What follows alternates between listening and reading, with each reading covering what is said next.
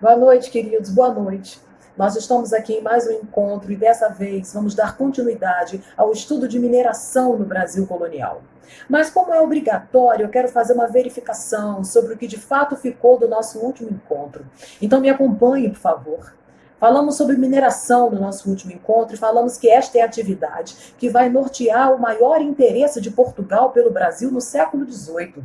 Mas eu pedi que você não esquecesse em momento nenhum que a cana-de-açúcar continua sendo um produto importantíssimo na pauta econômica, que a cana-de-açúcar continua sendo a alma do quadro agrícola do Brasil, mas enquanto atividade, toda a atenção de Portugal está voltada para a mineração. Isso se explica. Quando Portugal chega aqui pelos idos de 1500, Portugal tinha ânsia, tinha a vontade maior de encontrar metais preciosos nessa terra. Agora que achou, no final do século XVII, tudo vai mudar, a novela vai ser outra. O grau de exploração aplicado sobre a colônia aqui na América Portuguesa vai ser algo que nunca foi visto. Então o Brasil vai tomar um corpo de reação que também nunca tinha manifestado. A partir de agora, o olhar da metrópole portuguesa vai estar voltada para a região das Gerais, mas é também bom lembrar que não tinha ouro só na região das Gerais, mas tinha ouro em Goiás, tinha ouro em Mato Grosso. O ouro em Goiás, por exemplo, foi extremamente interessante porque o seu aumento de volume aconteceu justamente no momento da decadência do ouro na região das Gerais. Mas antes de tudo, nós queremos organizar a cabeça e começarmos a enquadrar o assunto dentro do nosso ritmo de estudo. Século XVII nós temos o achamento. No século XVII nós temos a figura dos bandeirantes. Essa figura é extremamente importante porque eles vão chegar na localização, no espaço geográfico que contém o maior quantitativo de ouro e prata, e eles vão se achar donos. Então todos aqueles que chegam depois são vistos como forasteiros. É bom lembrar também que a população da região de Minas Gerais vai sofrer um aumento absurdo. Significa que a curva demográfica, a curva de população vai subir de maneira clara. E isso é um problema. Porque todos os olhares da colônia vão estar voltados para a região de Minas Gerais. Mas o ritmo produtivo não vai ser capaz de acompanhar, mesmo aumentando. É lógico que a produção vai aumentar para atender a demanda da mineração, mas mesmo assim é gente demais para produtos de menos. A curva populacional ela é maior do que a curva de produção. Significa que falta muita coisa em Minas Gerais. Falta o que vestir, o que calçar, o que comer. Significa também que os produtos na região de Minas Gerais vão sofrer uma elevação de preços. Portanto, é correto, se alguma questão tocar no assunto de inflação em pleno século XVIII na região das Minas Gerais, porque os preços inflacionaram, porque a curva de produção é menor do que a curva de população. Porque no século XVIII, se você quisesse enriquecer, você teria que fazer a pergunta: para onde eu vou nessa colônia extensa? Qual é o espaço geográfico que fundamenta polo de atração do Brasil colonial em pleno século XVIII, na sua primeira metade? A resposta seria Minas Gerais. Então nós recebemos gente de muitos e muitos cantos. Mas cuidado com isso em questão.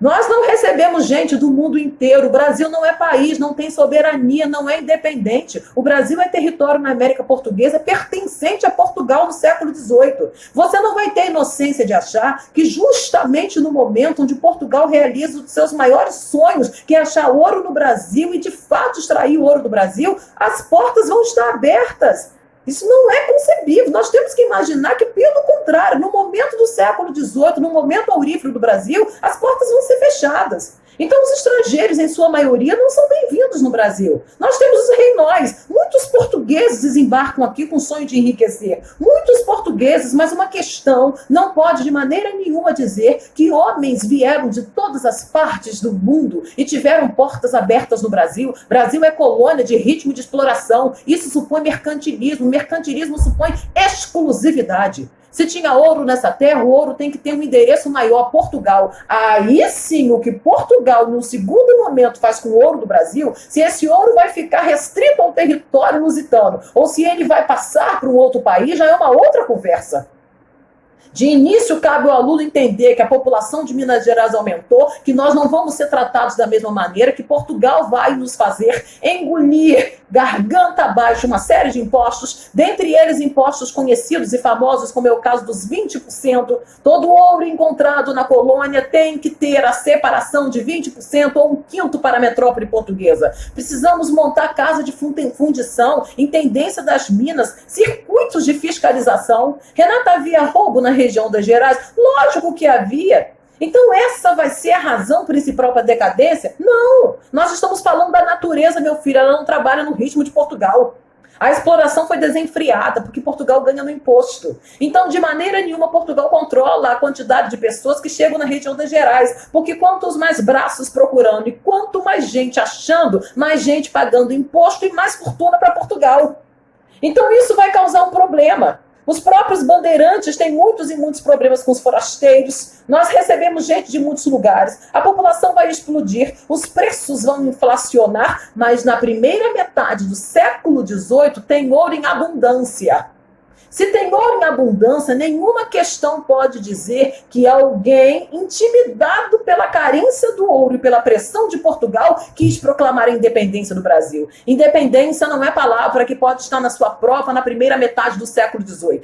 Na primeira metade do século XVIII havia exploração. Na primeira metade do século XVIII até aconteceram revoltas. A Guerra dos Emboabas, bandeirantes contra os forasteiros. Aconteceram outras revoltas, a revolta Filipe dos Santos.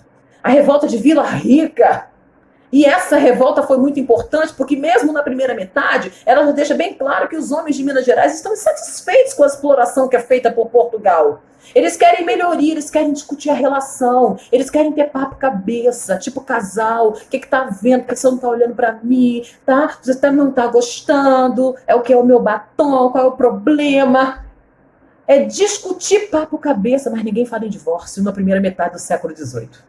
Por mais que você tenha problemas com a mineração, o problema é nativista. Nós vamos discutir, melhorar, quem sabe diminuir alguns impostos, mas nunca, na primeira metade do século XVIII, na sua questão, você pode pensar em independência. Para você falar em divórcio, ruptura geral, você tem que ter uma ameaça muito mais consistente. E essa ameaça só vai acontecer no final do século XVIII, quando as minas começarem a dar sinais de cansaço. Até lá, muitas coisas vão acontecer.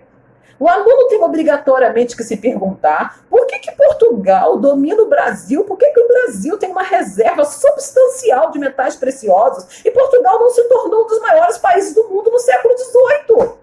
Ora, por favor, se o ouro existente no Brasil chamava a atenção de vários e vários territórios para além das nossas fronteiras, por que Portugal, enquanto metrópole, não se destacou no cenário internacional a ponto de galgar lugares, inclusive de destaque? E eu respondo para você. O século XVIII é um século que aparentemente é um século de muita sorte para Portugal, mas é um século de desgraceira. Portugal se mete em contratos e acordos que lhe fazem muito mal. Dentre esses acordos, o Tratado de Panos e Vinhos, que alguns chamam de Tratado de Medway. O Tratado de Panos e Vinhos, ele vai deixar Portugal como Estado mercantilista que precisa estar com sua balança de comércio azul no vermelho. Porque Portugal vai se determinar a comprar tecidos oriundos da Inglaterra. A Inglaterra, por conseguinte, compra vinhos que vêm de Portugal. Mas vamos combinar aqui que nem todo mundo precisa de vinho todo dia e toda hora. Mas o mundo é cristão, cheio de moral, cheio de recato. As pessoas precisam se vestir uma saia, 2, 3, um casaco, 2, 3... É óbvio que Portugal vai consumir muito mais tecido do que a Inglaterra vai consumir vinho. É óbvio que dentro do plano econômico chamado mercantilismo, Estado que compra muito, paga. Estado que compra muito, tira das suas reservas de ouro e prata para pagar. Significa também que Portugal vai acabar amargando um prejuízo enorme. Portugal vai ficar com a balança de comércio desfavorável, negativa, vermelha. Quando é esse acordo? 1703. O que é isso no seu cabeção de jaspe? O século XVIII, iniciozinho. Olha que doideira, meu aluno, olha que loucura. Quando Portugal, de fato, está saboreando a extração de ouro e prata no Brasil, ele se mete num acordo com a Inglaterra, onde ele leva o raio, aspas, onde ele leva pior. E significa que a Inglaterra, muito esperta, ávida de lucros, a Inglaterra que já é manufatureira, a Inglaterra que já está caminhando, está quase chegando lá, quase chegando aonde? Na Revolução Industrial, quase chegando aonde? No domínio do mundo, não vai deixar passar essa oportunidade. Qual é o país agora que deve muito para a Inglaterra? Portugal. Portugal é dono de quem? Do Brasil. O que tem no Brasil? Ouro. Como é que a Inglaterra vai exigir receber essa dívida? Ela quer receber em pepitas, cara. Ela quer receber em ouro e prata. Então, no melhor momento da vida de Portugal em relação ao Brasil, Portugal adquire um contrato onde ele leva a pior, onde a Inglaterra exige o pagamento e exige ouro. Então, o ouro sai do Brasil, vai para Portugal, Portugal paga a Inglaterra. E sabe o que a Inglaterra faz? Ela rompe com algo que era comum do século XV até o século XVIII. Qual era o plano, o projeto econômico, o mercantilismo? O que era o mercantilismo? Qual a sua principal bandeira? Metalismo. Significa acumular, guardar metais preciosos. Sabe o que a Inglaterra faz? Ela dá o pulo do gato. Guardar coisíssima nenhuma. Nós vamos multiplicar, investir, redefinir, repaginar. Sabe como isso foi feito? Industrialização. Como parte dessa industrialização, com o ouro oriundo do Brasil. Algum ouro saía por contrabando. Algum ouro saía também pelo próprio consumo do Estado, pelos impostos. Mas pasmem, a natureza não obedece ao homem o tempo todo. Ela tem as suas vontades, as suas facetas. Quando chega na segunda metade do século XVIII, as minas entram em processo de cansaço, esgotamento. Completamente cansadas. Significa que mesmo tendo contrabando, mesmo tendo procissão para esconder o ouro no santinho do pau, mesmo a Inglaterra metendo a mão em parte do ouro que vai para Portugal, mesmo com toda a pressão dos fiscais aqui, as minas dão sinal de cansaço. E a curva aurífera começa a cair. Início do processo de decadência do ciclo aurífero no Brasil. Quando o século XVIII, quando segunda metade. E o Estado português apavorado, ele saiu da crise do açúcar no século XVII, sorriu, cantou junto com Frank Aguiar, tô rindo à toa, achou que estava abalando o Bangu, aspas, e no final do século XVIII vem outra cajadada. Qual é a outra cajadada? Alguém avisa, está chegando cada vez menos ouro do Brasil. O Estado de Portugal fica inconsolável. Primeiro imagina uma choradinha, fez uma bochecha, se reuniu com os amigos, editou uma certa melancolia, depois levantou a cabeça, reagiu, falou, não quero saber, que se virem na América Portuguesa, que se virem no Brasil, quero receber a mesma proporção de ouro que recebia antes. E não me importa, para isso, que pague todo mundo. Vou repetir essa frase, que pague todo mundo, inclusive os ricos. Que vocês sejam violentos com todo mundo, inclusive os ricos. Pode invadir a casa, inclusive a casa grande. Se não tiverem dinheiro para pagar como recebia antes, podem pegar o que eles têm. Parei nisso. Pode pegar o que eles têm. O que a elite do Brasil tem no século XVIII? Ela tem um pouco de ouro, um pouco de prata, ela tem terra, ela tem gado, ela tem escravo, ela tem cana-de-açúcar. Mas o que é isso tudo que define um homem como rico? Se um dia ele perde isso, ele é um homem comum. E ele se afasta daquilo que ele fez importante. Homem bom, especial, rico, proprietário. O que Portugal está planejando fazer no final do século XVIII? Cobrar o imposto chamado derrama, que pode usar da violência, da fiscalização, penetrar na sua propriedade e pegar aquilo que te define como homem rico. Agora sim, meu filho, a Sabiá vai cantar. Agora sim. No final do século XVIII, a elite está apavorada, com medo de dormir rica e acordar empobrecida. Mas essa elite era rica e devia a Portugal? Sim, os bancos devem, hoje. Sim, algumas usinas devem. Sim, os senhores de engenho deviam. Sim, os donos de mina passaram a dever. E olha que a mineração era uma atividade que exigia menos que a agricultura, porque é muito mais simples, você não precisa montar engenho. Mas a cobrança de Portugal era exagerada, a exploração era elevada. Sabe o que acontece? Essa elite começa a trabalhar a ideia de que é preciso reagir. Então vamos gritar logo independência, leve os seus panos, saia daqui, sai daqui. Eles não gritaram. Você está no século XVIII, meu filho, se você gritar você morre. Está no século XVIII, a metrópole pode te matar. A única chance que você tem é pegar o Estado de Portugal pelo susto, pela necessária organização. Então você precisa ser um confidente, precisa trancar a janela, trancar a porta, não deixar ninguém ouvir e preparar um plano para, de fato, tornar Minas Gerais independente. É bom que haja espaço no trem para quem abastece Minas Gerais. Minas Gerais tem muita gente, a produção não é suficiente e precisa dos outros lugares. Não se esqueça que pecuária, a gente que vende tudo quanto é canto do Brasil, Rio de Janeiro abastece muito ali em Minas Gerais. Nós precisamos falar da palavra independência. Baixo. Portugal agora não pode saber que nós vamos fazer a Conjuração Mineira em 1789. Portugal não pode saber. Mas soube. Alguém contou. Alguém contou, agiu com falta de amor. Alguém contou porque já havia delação premiada. Alguém contou interessado nas vantagens que poderia conquistar se realmente entregasse os amigos, mesmo com portas e janelas fechadas. É aqui que paramos.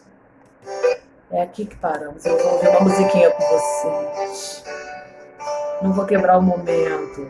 Me arrumei pra vocês. Coloquei até um batonzinho. Só faço isso pro meu marido. Mas vou fazer pra vocês. Isso é difícil, adoro lembrar. Mas coloquei um batonzinho.